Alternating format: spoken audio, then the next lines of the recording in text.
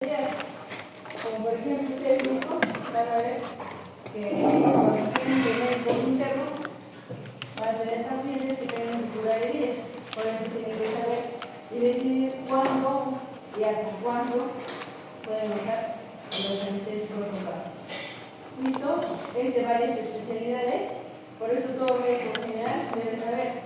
Lo van a usar ustedes en obstetricia, lo van a usar en traumatología y en cirugía general, de manera rápida y oportuna cuando sean médicos generales.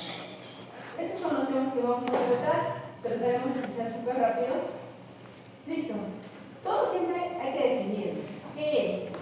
Entonces, los anestésicos locales son aquellas sustancias que bloquean de manera reversible. Esa es una palabra clave. Reversible quiere decir que solo es temporalmente, porque luego va a volver a regresar a su forma original. Son bases débiles y tienen un pK que les permite que varíe entre 7.6 y 8.9. Este les permite acoplarse al pH fisiológico que tenemos y actuar de manera más rápida. ¿Listo? Generalmente en el pH fisiológico tenemos un 60-85% de forma ionizada. Entonces también es importante que sean muy solubles en solventes orgánicos. Por eso es que a nosotros utilizar los anestésicos locales, este se difunde de manera muy rápida. Se clasifica de acuerdo al enlace, tenemos un extremo aromático y un extremo amino, pero el enlace es el que permite su clasificación y a la vez poder determinar cuánto es su tiempo de vida medio.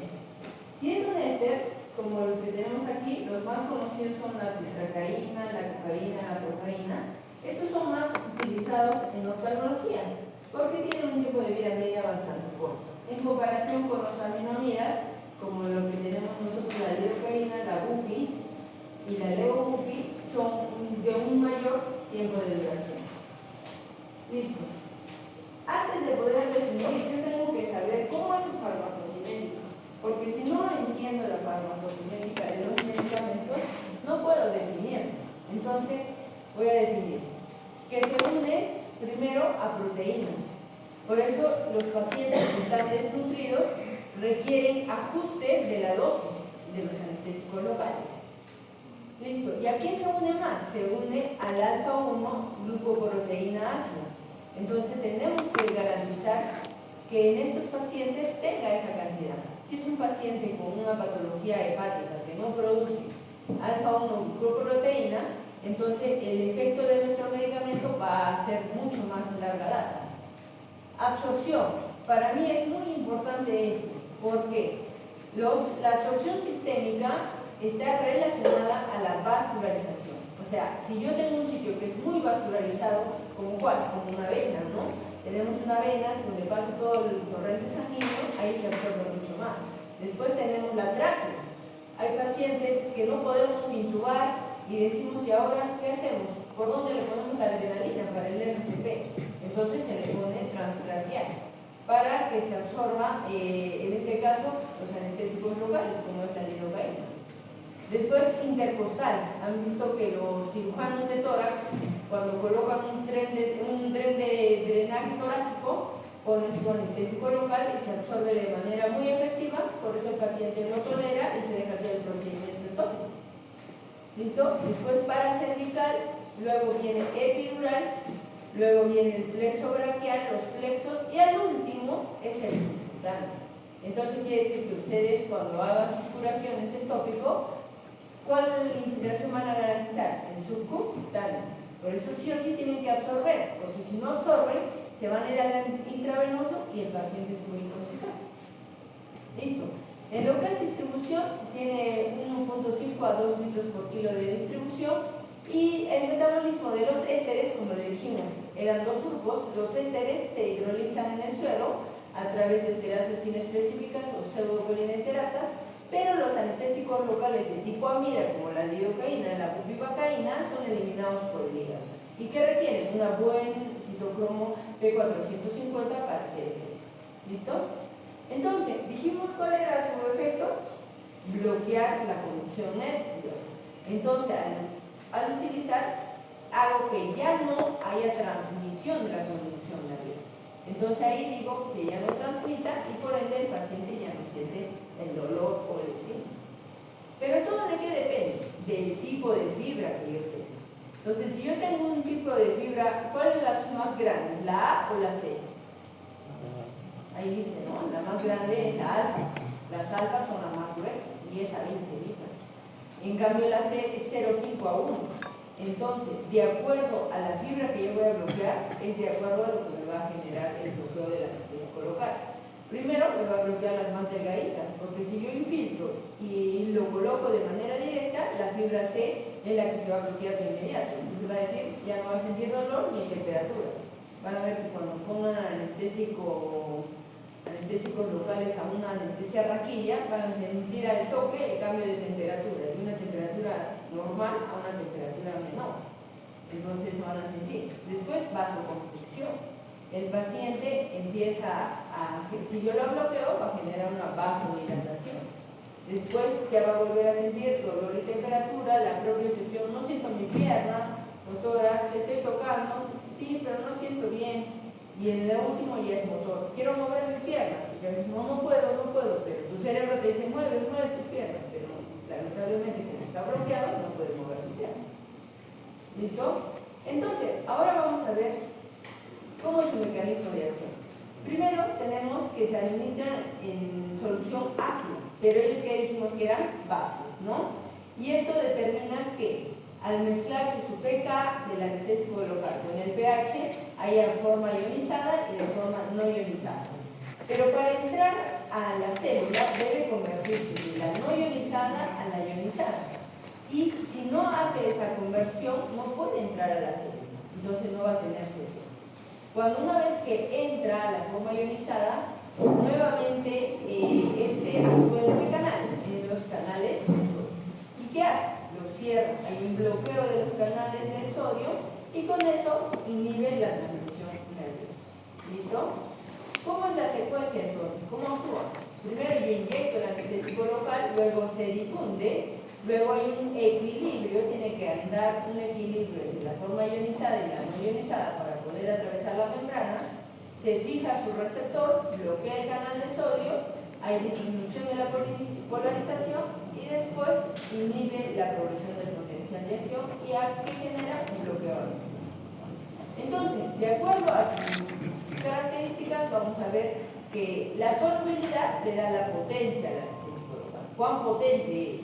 La unión a proteínas, ¿cuánto va a durar? Si se une mucho a proteínas, va a durar poco tiempo, pero si se une, no hay con qué proteína unirse, va a tener una larga duración.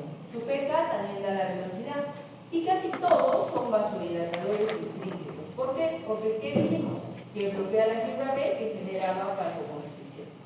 Y la difusibilidad es que todos, la mayoría tiende a difundirse de manera rápida y potente. Entonces hay varios efectos. Uno es el más importante, el bloqueo diferencial, que es, como les digo, de acuerdo al grosor de la fibra va haciendo el bloqueo y de manera progresiva también regresa la sensibilidad. Actualmente se ha determinado que tiene un efecto antiinflamatorio. Lo utilizamos en cirugías de larga duración como las cirugías oncológicas porque se ha visto que tiene un efecto en los receptores N-metildeaspartato y con esto el paciente va mucho mejor con este efecto antiinflamatorio, menos consumo de opioides. Y sobre el sistema cardiovascular, que a la vez, no sé si irónicamente, la lidocaína es uno de los antiarrítmicos de la clase 1B que utilizamos como primera elección. Asimismo, cuando tenemos un paciente en paro cardiorrespiratorio, podemos usar lidocaína para tener su efecto de bloqueo de los canales de sodio. Entonces, ¿cuánto es la dosis? Esto tienen que recordar. La lidocaína, su dosis máxima es de 3 a 5, pero yo tengo que saber, ¿sin epinefrina o con epinefrina? ¿Por qué? A ver, díganme. ¿Por qué es importante saber sin epinefrina o con epinefrina? ¿O da igual? Epinefrina es consultorio con toxicidad sistémica. Es que yo soy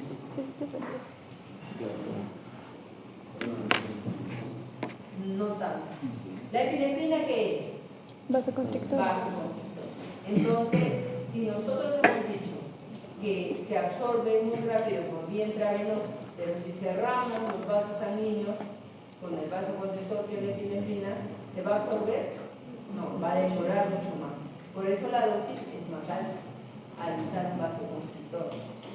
Ustedes también tienen que saber en quién y en qué parte del cuerpo se utiliza epinefrina. En zonas distales se utiliza epinefrina. Si ustedes van a bloquear un dedo, ¿van a usar epinefrina? Estamos diciendo que es vasoconstrictor, entonces lo va a cerrar y ese dedo se va a caer, se va a necrosar. Entonces, por eso tienen que aprender y hacer una buena elección de qué, si yo uso puro anestésico local o uso uno con epinefrina. Generalmente nosotros, en lugares tan grandes como es la vía epidural y los bloqueos del plexo braquial, si utilizamos epinefrina para disminuir la absorción y que prolongue el tiempo de duración del bloqueo. ¿Listo? Entonces, de los dos, ustedes tienen que saber que el alilo dura 30 a 60 minutos, pero con la epinefrina mira cómo la prolonga, hasta 120. Igual con la bupi, dura 175 y con este un poco más.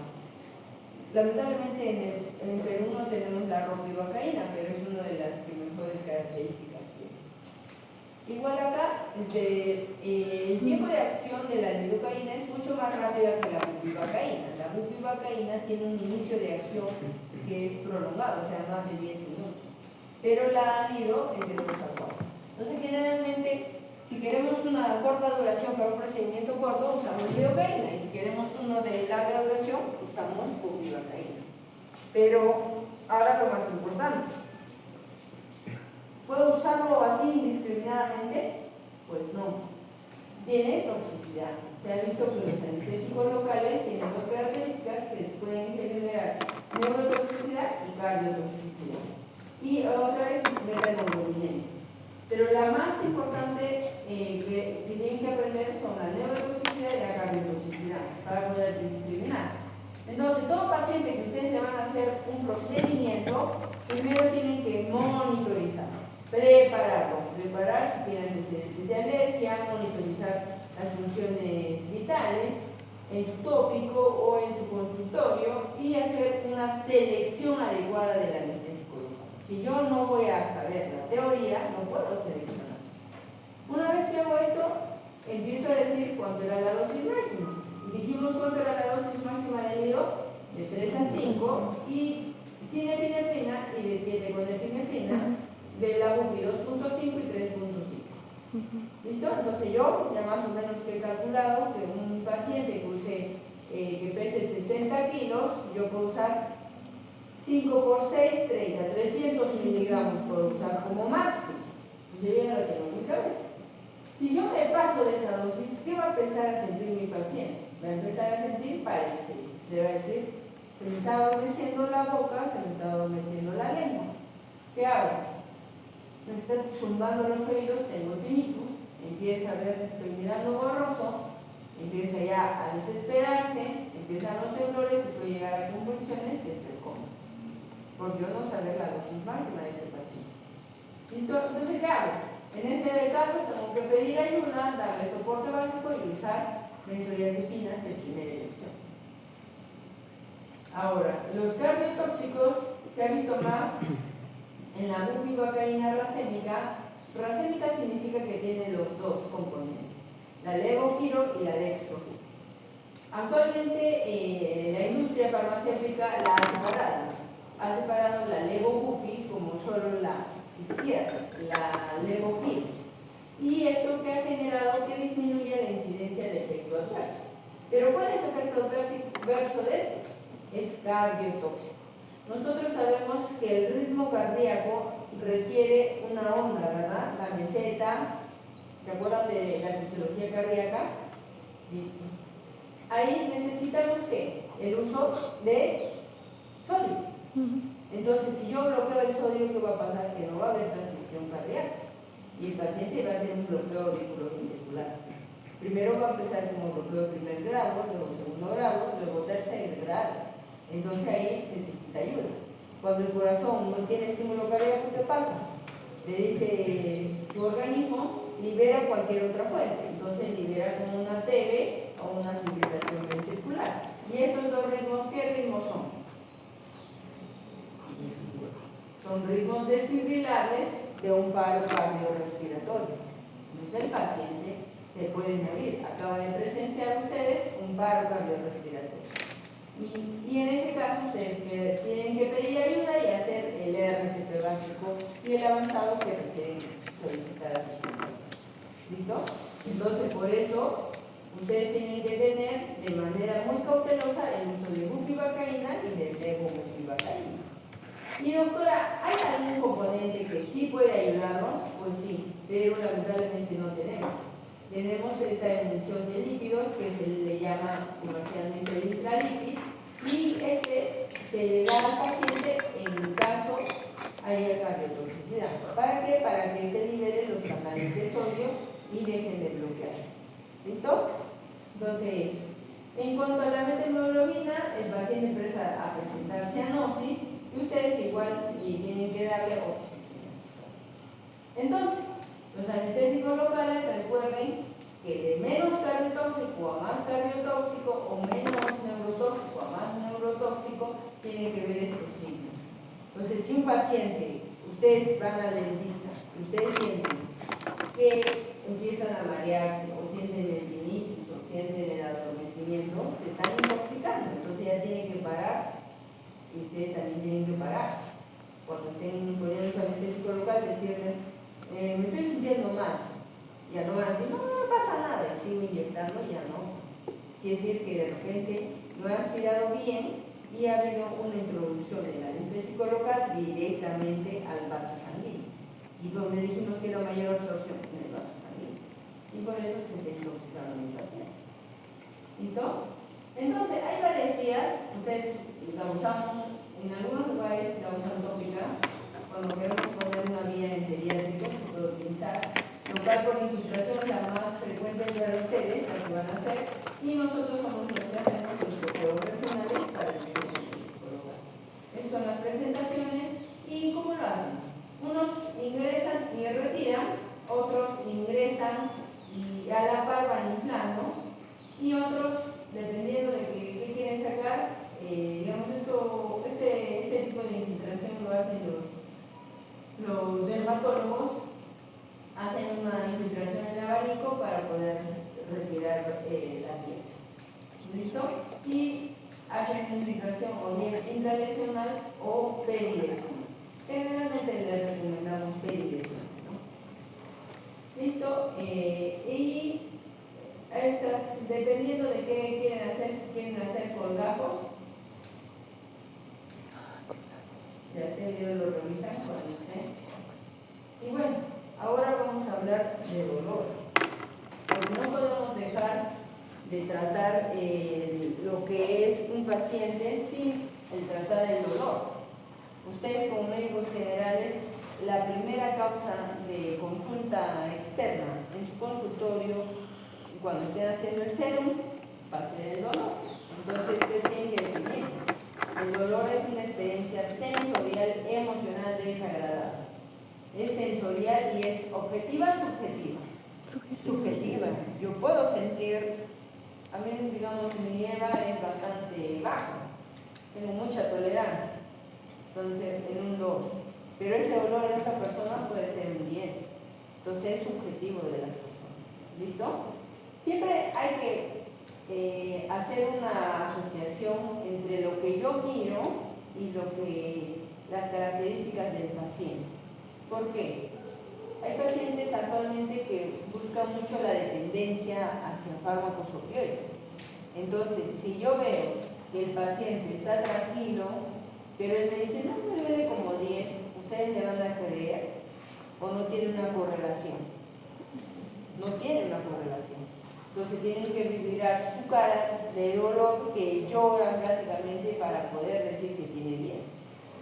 Entonces, esa evaluación de la escala del dolor, ustedes tienen que hacer un trabajo muy fidedigno y con su semiología completa para poder tratar. ¿Listo? Entonces, Entonces, ¿cómo se trata los dolores? Actualmente la sociedad, la OMS, dijo, vamos a aliviarles el dolor, pero de acuerdo a las características. Si es leve, es del 1 al 3, moderado del 4 al 6 y severo del 7 al 10. Entonces, de acuerdo a las características, ya lo hemos clasificado. Entonces, del 1 al 3, uso no opioides, pero siempre con coadyuvantes. ¿Qué coadyuvantes conocen del alivio del dolor? ¿Qué han visto que le ponen en los tópicos a los pacientes? ¿O no les ponen nada?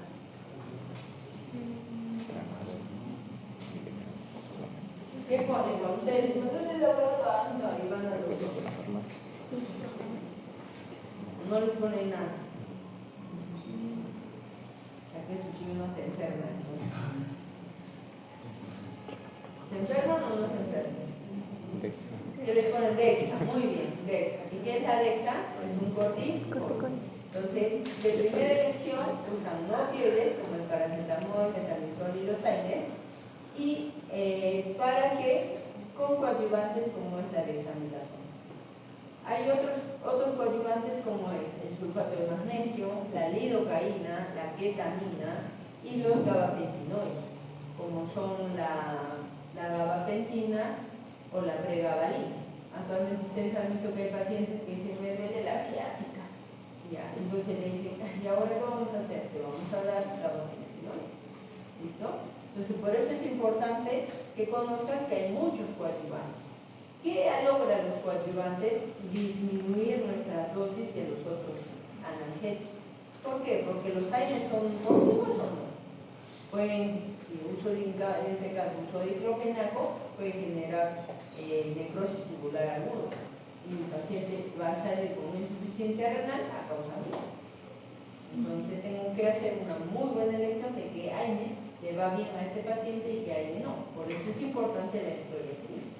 Si yo no realizo una buena historia clínica, no sé sus antecedentes, no sé todos sus otros factores que pueden interferir y me mando, no pasa nada, y acá unos años ese paciente va a venir a hemodiálisis y va a decir, sí, pues ya no tengo riñón, estoy en estadio clínico 5. ¿Listo? Entonces, en un EVA 4 a 6 usamos opioides débiles. ¿Y a qué se denominan estos opioides débiles? Son aquellos que, como la codeína, el tramadol, la peptidina. La codeína es un muy buen analgésico. Lo utilizamos para qué pacientes, ¿se acuerdan? ¿En qué pacientes se utiliza codeína? En los pacientes de tuberculosis, ¿no? Porque los pacientes tenían tos. Entonces, ¿cómo le paro la tos? Les daban jarabes de codeína para disminuir la tos. Tramadol es el tramadol y el tapentadol es uno de los medicamentos que tiene efecto inhibidor de la recaptación de serotonina y también bloqueo de los receptores MU. Y la peptidina es muy buen analgésico, pero se utiliza más en pacientes gestantes. Cuando han visto las gestantes que salen de la cesárea, no salen así, temblando, o no han visto. O sea, cuando roten un gineco, observen. ¿Por qué tiembla la paciente? Y es uno de los muy buenos analgésicos, es peptidina, para ese temblor. ¿Listo? Ahora, como EVA 7 a 10, yo puedo utilizar opioides fuertes, como son morfina, oxicodona, fentanilo, buprenorfina. La morfina es la que tiene una duración de 4 a 6 horas, es un muy buen analgésico, no tiene techo, por eso es un opioide mayor. Puedo seguir utilizando de manera indiscriminada, pero tengo que yo monitorizar los efectos adversos de los opioides, que ya los han hecho en su primera clase.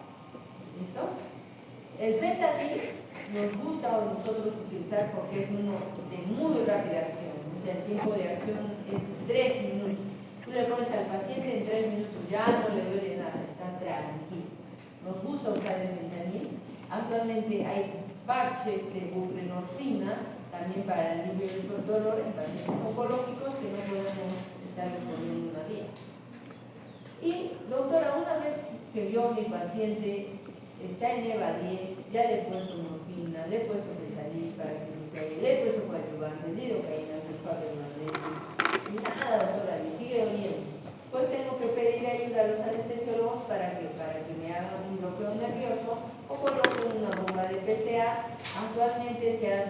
uso de estimuladores espinales o también radiofrecuencia para quemar la sensibilidad de la zona y con eso inhibir el dolor. Entonces, por eso es importante. Listo. ¿Cómo se hace? Nosotros sí lo hacemos actualmente todo como les comentaban sus compañeros.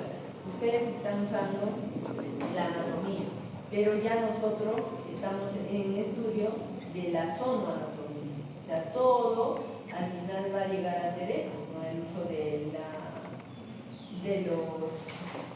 las máquinas de ecografía nos van a ayudar a poder definir y dar tratamiento a nuestros pacientes. Entonces, esto es ahora en boga y tienen que estudiar esto también.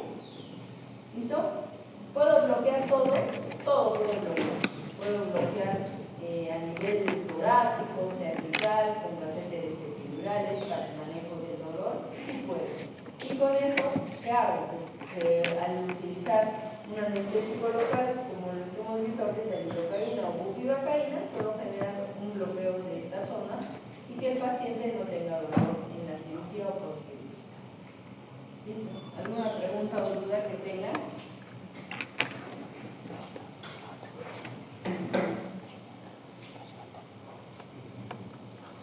Cuando roten cirugía, ahí es donde tienen